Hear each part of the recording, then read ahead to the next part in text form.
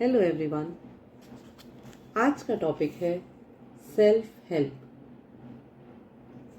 Self help की maths में क्या रोल है, हमारी लाइफ में क्या रोल है, अपने एक इंसिडेंस से शेयर करूंगी कि till 10th class I was in Hindi medium school. तो उसके बाद मैंने, क्योंकि अच्छा था पढ़ाई में, हम अच्छे थे, तो मेरे पेरेंट्स ने एक बहुत ही दिल्ली के बहुत ही रिप्यूटेड इंग्लिश मीडियम स्कूल में हमारा एडमिशन करवाया।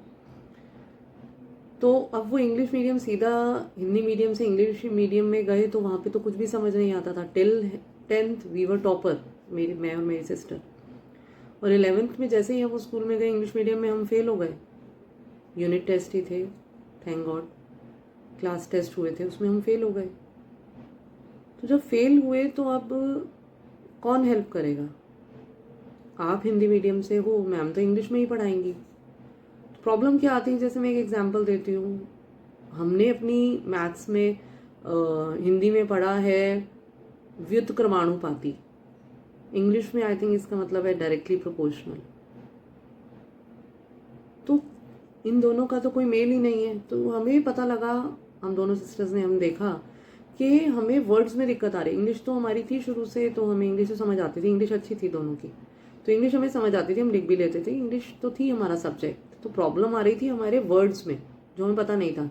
जैसे फोटोसिंथेसिस को हिंदी में बोलते हैं प्रकाश संश्लेषण।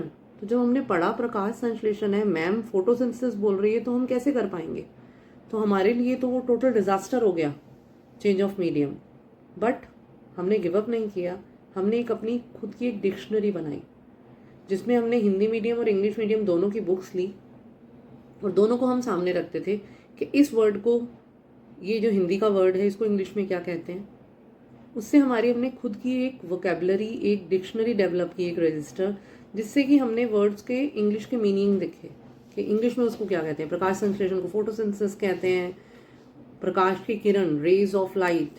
तो बहुत सी चीज़ें थी ऐसी कि किसको क्या कहते हैं। तो जैसे केमिकल्स को रसायन कहते हैं, प्रक्रिया, प्रोसेस। तो बहुत दिक्कत हो रही थी, तो हमने अपनी वो जैसे ही डिक्शनरी बनाई, तो प्रॉब्लम तो वर्ड्स में थी। एफर्ट लगाया, that was our self help. हमने अपनी खुद की हेल्प की, कहीं से वो डिक्शनरी नहीं मिलती। हमारे बहुत पुराने टाइम की बात बता रही हूँ। अब तो बहुत कुछ मिल जाता है, गूगल पे जाके देखो क्या है, एक बार ही बोलो प्रकाश संश्लेषण को इंग्लिश में क्या कहते हैं या फोटोसिंथेसिस को हिंदी में क्या कहते हैं, तो हो जाता है। तब हमारे पास कोई भी हेल्प नहीं थी, नो ट्यूशन्स, और कोई हमारी हेल्प कैसे करता, क्योंकि प्रॉब्लम तो हमारी थी। तो हमने अपनी एक डिक्शनरी तैयार की। तो अपनी हेल्प जो है हमें खुद करनी होगी। उसके बाद तो स्काई वॉज द लिमिट, फिर तो कोई प्रॉब्लम ही नहीं आई उसके बाद। And we were really happy after doing the self help. तो आपको अपनी प्रॉब्लम पहचाननी है और खुद की हेल्प खुद कीजिए। बाय।